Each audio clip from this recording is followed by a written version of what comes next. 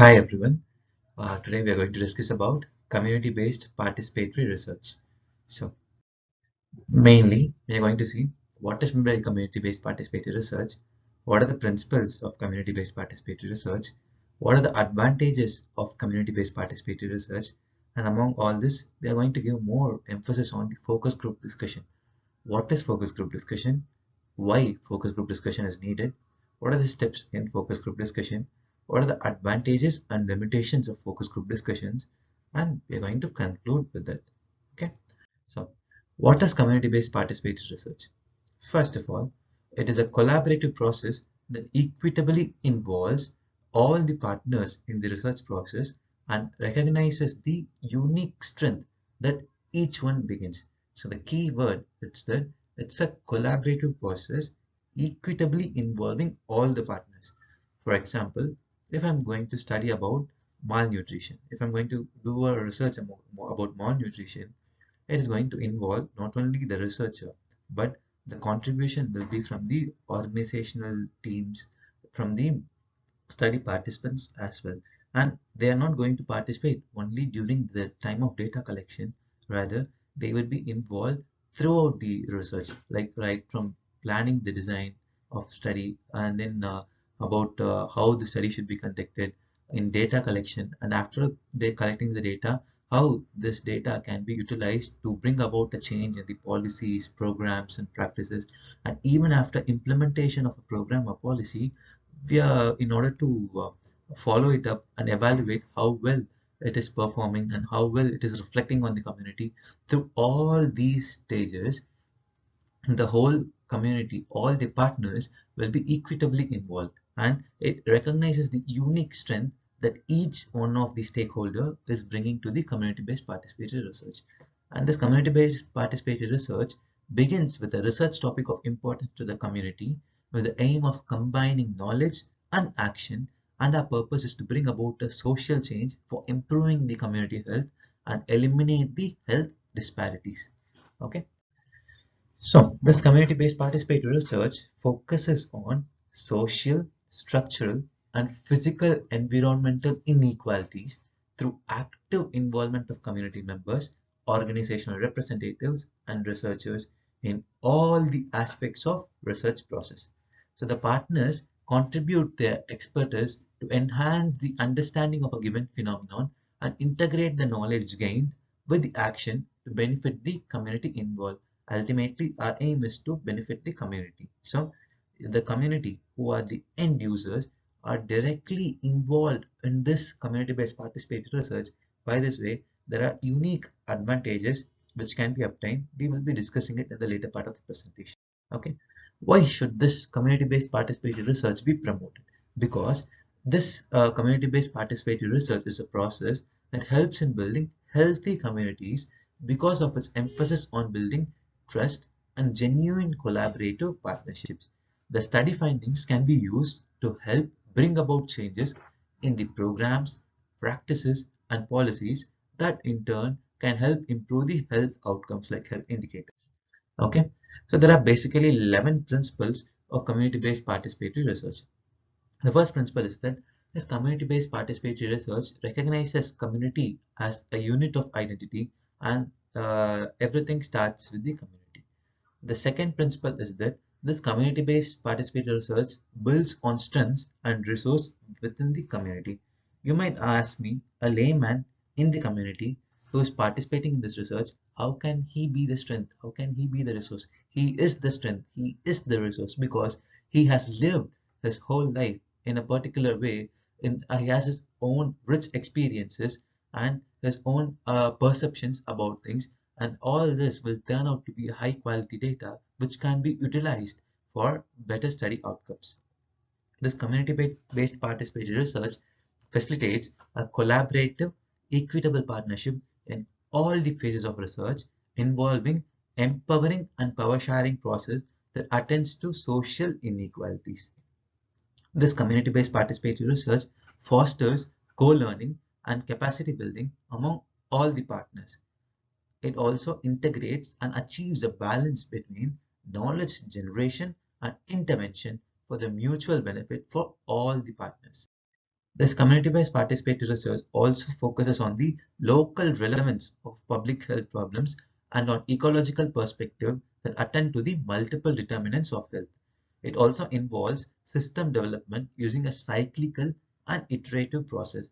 So even when the research is being published and some policy is being made out of it or some new practices are implemented, even after that, this community-based participatory research will make sure that evaluation of such programs and practices are done on regular intervals and modifications are made accordingly so that the health outcomes can be improved. So it basically involves a system development using a cyclical and iterative process. Also, the results which are generated out of this community-based participatory research can be easily disseminated to wider range of people, and dissemination through publications, through presentations and conference as well as in media would be much more better if this methodology is being adopted. And it involves a long-term process and commitment to sustainability. So this community-based participatory research openly addresses the issues of race, ethnicity, racism, and social class, and embodies cultural humility. It also works to ensure research rigor and validity, but also seeks to broaden the bandwidth of validity with respect to the research relevance. Okay, there are a few sets of advantages with the community-based participatory research. What are they? It allows for innovative adaptation of existing resources. We're not going in search of new resources, but we are going to identify what are the resources which are already existing within the community, and we are going to make the best use of it. And it also explores the local knowledge and perception. It empowers the people by considering them as agents who can investigate their own situations. This community inputs makes the project credible also. Okay. This community-based participatory research brings together the research participants who has varied skills, knowledges, and expertise to address complex problems in complex situations, and it provides resources for the involved communities. Community-based participatory research provides a forum that can bridge across cultural differences among the participants. Okay, so these and also help dismantle the lack of trust communities may exhibit in relation to the research. This is because since the process is so transparent that the community is directly involved in all the phases of research, it gives a sense of trust and credibility to the whole research itself. So, though there are several methods of conducting it, we are going to focus mainly on focus group discussions due to lack of time. Okay. What is focus group discussion? It is a research methodology in which a small group of participants gather to discuss a specific topic or issue to generate the data. Like usually 6 to 12 people sit together to discuss on a particular topic where a moderator will be facilitating the same. Okay. The main characteristics of the focus group is the interaction between the moderator and the group as well as between the group members. So this is the key difference. So if you are doing an one-to-one interview, only the interviewer and the interviewee will be speaking. Whereas in case of focus group discussion, the moderator will be speaking to the member, to the participant, that's fine. But also there will be interaction among the members as well. If they are interacting, if the participants are interacting among themselves, then it would lead to generation of further newer ideas and newer perspective, which will help us to understand the issue in a much better way. Okay, and the objective is to give the researcher an understanding of the participant's perspective on the topic of discussion. Okay, why should this focus group discussion be promoted? Because it can be used to obtain knowledge, perspectives, and attitudes of people about issues and seek explanation for behavior in a way that would be less accessible in responses to direct questions like a one-to-one interview. Okay, for example, if we are going to conduct a study about workplace challenges faced by HIV patients living with HIV, if I'm going to conduct a one-to-one interview with a patient living with HIV, like he might be very much hesitant to open up to me. He might not be so comfortable in sharing his experiences. Whereas if I'm conducting a focus group discussion in a room of 10 patients, 10 people living with HIV, then he will get a sense that we are in the same boat. So he will be more comfortable, the ice would be broken, and he would come up with sharing his rich experiences, which would help us to understand the problem. And many different forms of communications like jokes, telling short stories, all are possible in focus group discussion, which is not possible in case of traditional other research methodologies. Okay. The focus group discussion shows the dimensions of understanding that often remain untapped or inaccessible by other forms of data collection. The focus group discussion is exceptionally effective for study of sensitive issues as well as issues that are difficult to access. We can take the same example of HIV for explaining these points. Okay. So what are the steps of conducting the focus group discussion?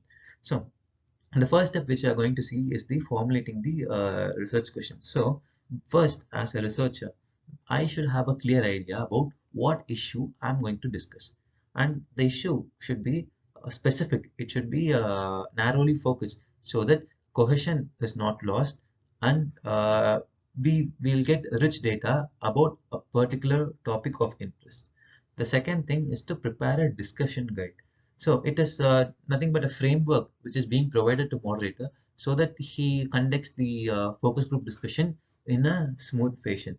It is not equivalent to a survey instrument. It's not equivalent to a survey instrument where you'll be just seeing and reading out things. Rather, it is just a guide so that if like data is collected more effectively. The questions, how the question should be, the questions which the moderator asks should be open-ended, simple, unbiased, and more importantly, it should not threaten the participants.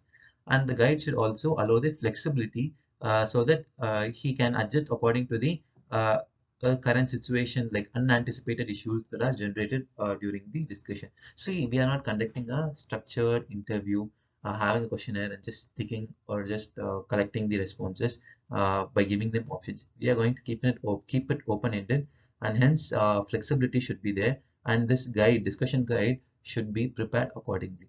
And as like any other research instruments, this discussion guide should be subjected to pre-testing. Okay. So our next step is to determine is to recruit the participants. Recruiting participants can be based on their experience or living or involvement related to the research topic. For example, if I'm going to study a conduct about workplace challenges faced by HIV patients, then the participants can be patients living with HIV or the friends of patients living with HIV, that is the office friends or the family members of patients living with HIV.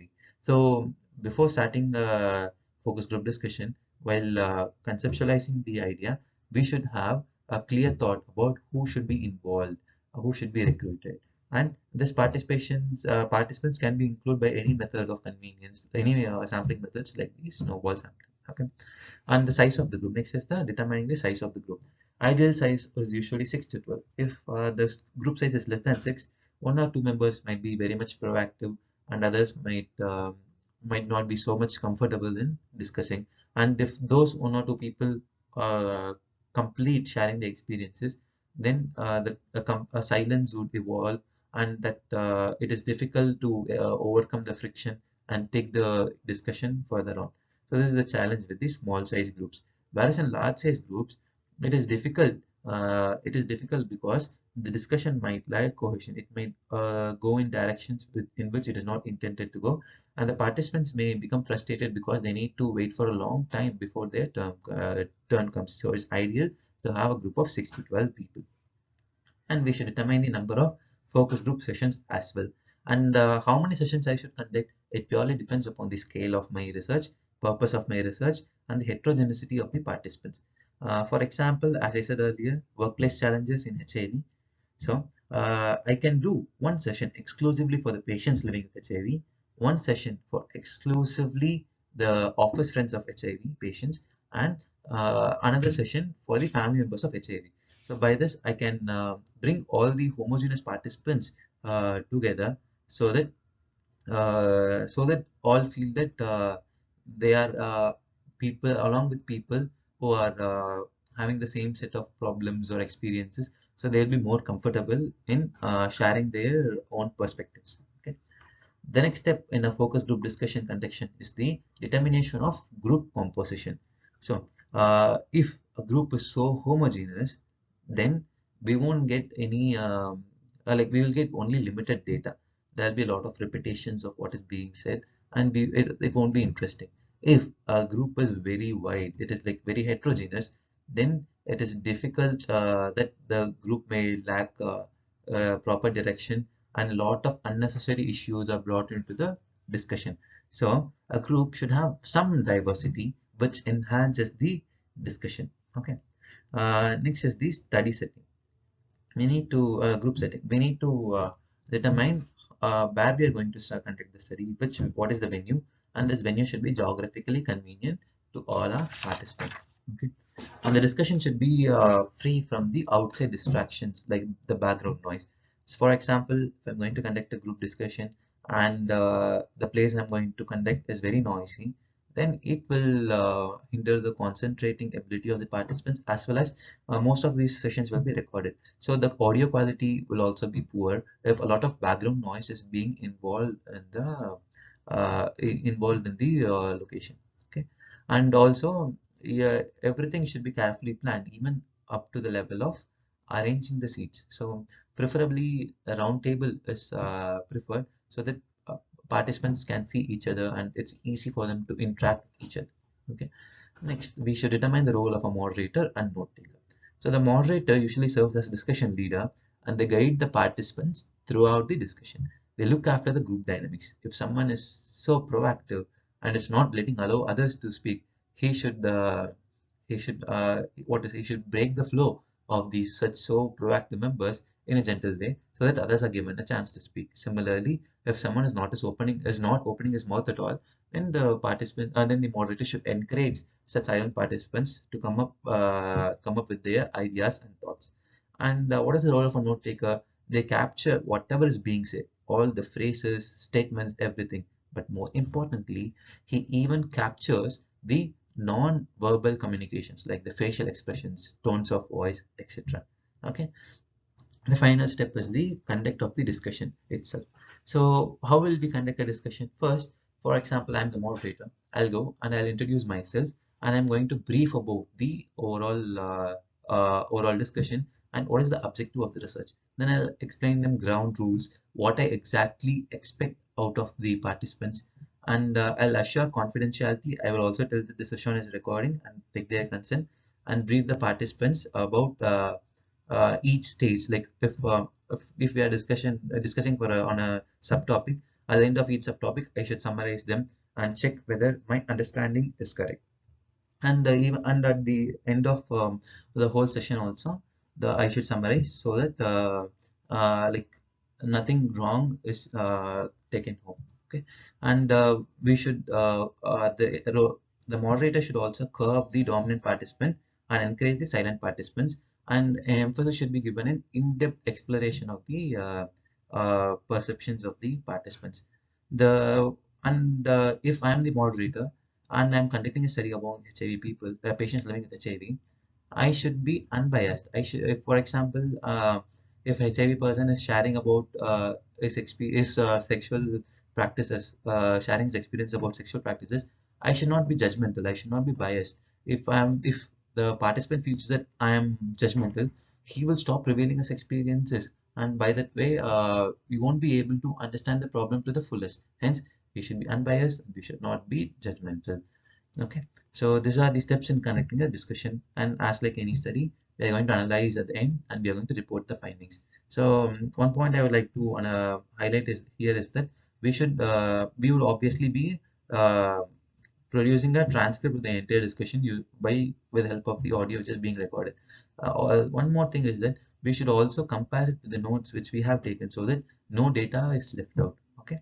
So the data analysis basically will provide a descriptive data, do a description analysis first, followed by interpretative analysis. Okay, and by following by secondary level of analysis where interpretation is.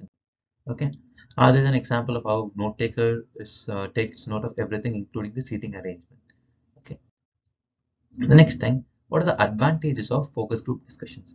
Focus group discussions, unlike individual interviews, provide the added dimension of the interaction among the members, and the participants are able to build upon others' comments, stimulate thinking and discussion, and this is going to generate ideas. So it's not that moderator or the participant will be interacting among themselves, since the participants also interacts amongst themselves with other participants. It's going to generate more ideas, and this focus group discussion is going to yield high quality data because the participants can respond to the question that a moderator is asked, and moderator can respond to the questions a participant is asking, and probing for clarification is also possible. By this way, the data which we get is of extremely high quality, and this focus group discussion may aid in conceptualization and generation of hypothesis if new area is being explored. What are the limitations of the focus group discussion? Data obtained in focus group discussion is not necessarily representative of the general population, unlike a survey, because we are not doing any sampling here. So it might not be representative of the general population, and it might be susceptible to bias. Opinions can be swayed by dominant participants or the moderator. It is difficult to establish control over a group, especially when the group is very large. So, and the time can be lost on irrelevant issues. All these problems are more predominant when the group size is much larger. And it is also difficult to assemble, and response rate could be a problem. Hence, we should over recruit the participants by at least 20%, which means if 10 is our target size of focus group, then we should recruit 12%, so that even if 2 does not turn up, then our group size does not get affected. Okay, so in conclusion, the interactive element makes the focus group discussion ideally suited to explore issues related to medical and health research. This focus group discussion provides high quality data, although this focus group discussion requires careful and tedious planning followed by intricate analysis. Focus groups remains an invaluable research tool in health and medical perspective. So I think I touched upon a few basics of community-based participatory research and in detail about focus group discussion. If you have any doubts, you can feel free to leave comments in the chat box, and do subscribe to the channel for many such informative videos. Thank you so much. Goodbye.